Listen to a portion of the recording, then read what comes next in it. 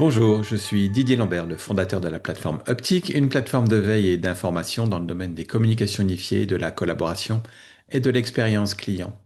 Aujourd'hui, j'ai le plaisir d'échanger avec Christophe Hubot, qui est responsable avant-vente chez Ring Central. Bonjour Christophe, comment vas-tu? Bonjour Didier, ça va très bien, merci. Merci de me consacrer un petit peu de temps. Tu es là pour parler de la solution AIR de Ring Central. Et donc, pour rentrer dans le vif du sujet très directement, quand on parle d'IA conversationnelle aujourd'hui, et notamment d'IA conversationnelle vocale, de quoi on parle quand on est un collaborateur de Ring Central? En fait, on travaille sur les sujets IA depuis un petit moment. Et là, ce mois-ci, donc, on sort notre version qu'on appelle AI Air, qui s'appelle donc AI réceptionniste, pour vulgariser un petit peu le terme. Et du coup, qu'est-ce que c'est? Ça va être un agent virtuel qui va permettre de répondre automatiquement aux appels. Et on va essayer de pouvoir répondre automatiquement à un certain nombre de cas clients, de besoins pour nos clients existants. Alors, cette solution, est-ce que c'est une solution qui est spécifique, propriétaire pour fonctionner sur les plateformes UCaaS, CCaaS de Ring Central, ou est-ce que c'est une solution qui peut être autonome et fonctionner en amont en fait de solutions tierces? En fait, notre solution n'est pas propriétaire. Donc, en fait, on va faire un agent virtuel de départ spécifiquement pour nos solutions à nous, mais on va l'ouvrir également au marché et on va permettre aux entreprises de garder leur système téléphonique s'ils le souhaitent, leur système en fait de service client. Et la solution pourra fonctionner sur tout type de solution. D'accord. Alors, en termes de fonctionnalité, cette fois, les solutions de ce segment sur le marché, on entend parler d'enregistrement de la conversation, de transcription, mais quel est le périmètre fonctionnel de ce réceptionniste IA? Est-ce qu'il y a des fonctionnalités particulières qui méritent qu'on s'attarde un petit peu dessus? Oui, oui, oui, tout à fait. En fait, dans notre moteur IA, on va avoir plusieurs modules. On peut faire de la transcription, on peut faire en fait du résumé d'appel. Donc ça c'est dans les premières versions.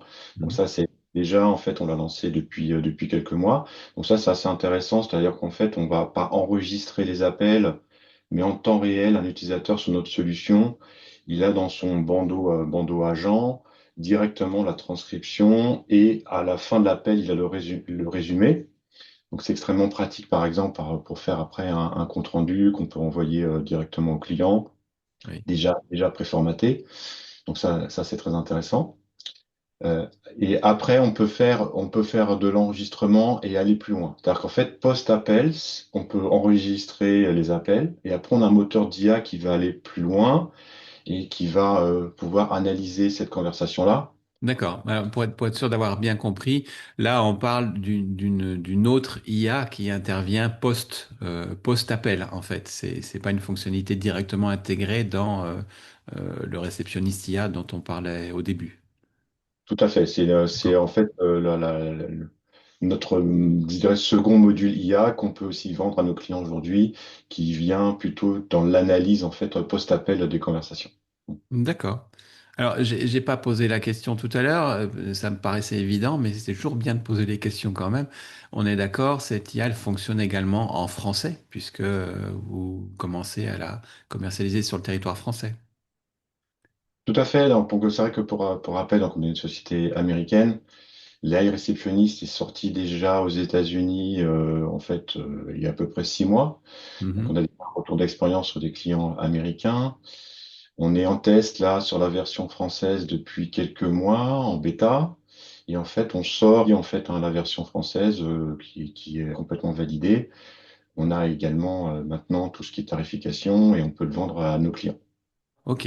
Alors, une dernière question sur les aspects fonctionnels, puisqu'on parle de langue, donc j'imagine qu'elle est multilingue, cette IA, enfin, elle peut être multilingue, y compris en France, je veux dire, un client français, un groupe français international qui peut avoir des appels en anglais ou dans d'autres langues, l'IA est capable de s'adapter, ou alors elle ne traite que du français ou que de l'anglais, ou comment ça fonctionne?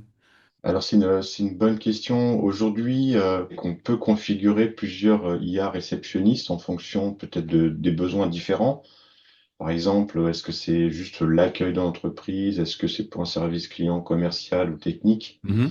va déjà mettre en place une voix en mode actuel. Et c'est vrai qu'il faut quand même qu'on décide à ce moment-là si c'est une voix française ou une voix anglaise, une voix allemande, etc.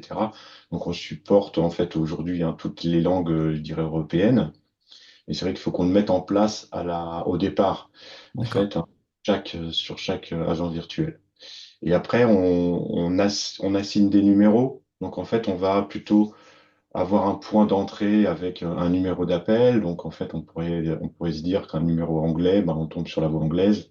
Un numéro français, on va tomber sur la voie française, etc., etc. Aujourd'hui, c'est plutôt fait comme ça. D'accord. Et est-ce qu'il y a, avant de passer aux aspects, cas d'usage plus en détail, mais est-ce qu'il y a des fonctionnalités particulières dont tu voudrais faire mention? Je pense qu'on est connu, Rick Central, aussi pour faire toujours, en fait, sortir une solution qui est assez intuitive. On a cherché à faire quelque chose de très simple. C'est-à-dire qu'en fait, aujourd'hui, le client peut le configurer lui-même, en fait, son IA réceptionniste. On va lui donner, en fait, une interface web de configuration. Et en fait, on va lui injecter de la donnée. Et dans ce qu'on peut injecter, on peut injecter typiquement le site web de l'entreprise. Et en fait, notre IA déjà va apprendre du site web déjà les principales questions-réponses. Quelle est l'entreprise, la taille, où est localisée l'entreprise, par exemple aussi quels sont les horaires de mon entreprise, des choses assez simples. Et après, on peut l'enrichir avec plus de données. Alors, on peut mettre n'importe quel type de document, Mhm. des fichiers Word, des fichiers PDF. Ça peut être aussi, par exemple, une fiche produit. Donc, je peux apprendre, par exemple, typiquement, on a des prospects aujourd'hui, par exemple, dans la réparation de machines à laver. Ben, on peut mettre des fiches de produits machine à laver. Du coup, l'IA va apprendre automatiquement la fiche. Et on va pouvoir répondre automatiquement à un certain nombre de questions techniques, par exemple, sur la machine à laver. Juste pour un retour d'expérience, par exemple, quand on met en place cette solution pour un client, honnêtement, en 2 heures de temps, on peut mettre en place en fait hein, l'agent virtuel pour un besoin client. Donc c'est quand même extrêmement rapide à déployer, extrêmement pratique après à maintenir, etc., etc. Alors, tu as parlé à plusieurs reprises d'apprentissage, donc j'ai compris que la solution pouvait être mise en place, déployée très, très rapidement. L'apprentissage, par contre, en lui-même de cette IA conversationnelle, c'est quelque chose qui prend du temps. Il y a une vraie différence dans la capacité et la pertinence des réponses qui sont proposées, on va dire, au bout de 2 heures de déploiement et un mois plus tard. Oui, tout à fait. C'est un point très important. C'est vrai qu'au départ, on va lui injecter de la data. L'IA, en fait, va apprendre, en fait, hein, comme je disais, des documents, des sites web qu'on va lui. Mhm. Je dirais que ça va marcher au début. Forcément, après, il va apprendre aussi avec le temps. Oui, Plus on va faire d'appels aussi réels, plus il va pouvoir s'améliorer. Il y a un point aussi qui est très important, c'est que dans notre site d'administration, on va pouvoir savoir en fait aussi quelles sont les questions, par exemple, qui ne sont jamais répondues. Et on peut en déduire peut-être que là, il nous manque peut-être des données, il nous manque des fichiers plus précis. d'accord. On peut, on peut aussi, en fait, lui injecter à ce moment-là, répondre aux questions justement qui ne sont pas répondues. Et on peut lui réinjecter, en fait, ces données-là format texte, par exemple. Donc, on va lui permettre, en fait, d'être de plus en plus intelligent, je dirais, d'apprendre aussi par rapport au cas d'usage réel. Et c'est vrai que bah, la solution entre le premier jour et 6 mois après, elle va être complètement différente. Elle va être de plus en plus performante. Du point de vue du client aujourd'hui, alors en France c'est nouveau, donc il y a peut-être pas de retour d'expérience, mais bon, il y a quand même un bon retour déjà à l'international. Les clients qui déploient ces solutions-là, d'après toi, qu'est-ce qu'ils cherchent? Bah, en fait, par exemple, bon, notre base client chez Ring Central et en France également, c'est beaucoup de clients retail.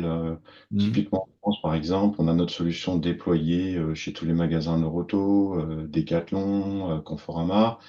Et par exemple, c'est des sociétés, on le sait, qui sont difficiles à joindre par téléphone.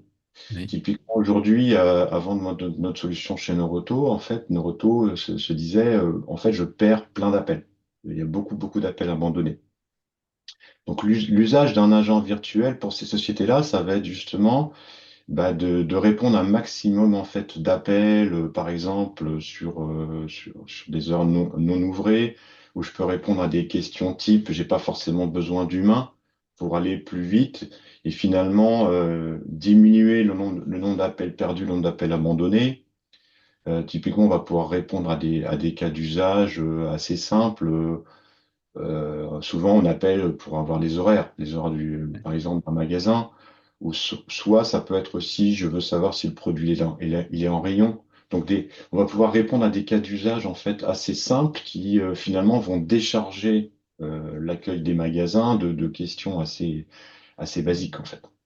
Alors, juste pour compléter sur la partie déploiement, on n'a pas parlé d'architecture. Ces solutions, c'est du full SaaS, c'est des choses qui peuvent être hybrides ou voire déployées sur du cloud privé pour des questions de conformité. Alors, on est uniquement sur du SaaS public, hein. Notre solution, elle est D'accord. uniquement en SaaS public et on ne s'est jamais ouvert à du SaaS privé. Ça a l'avantage en fait qu'on garantit nous la résilience de nos solutions, Oui. l'accès. Du coup, c'est plus intéressant hein, pour tous nos clients finaux. D'accord.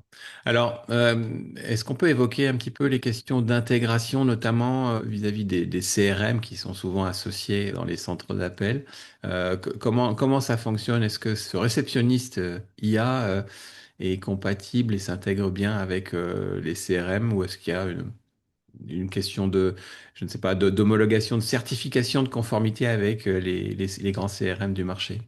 Alors, c'est vrai que c'est un point très important. Alors, Rec Central a toujours été assez moteur là-dessus.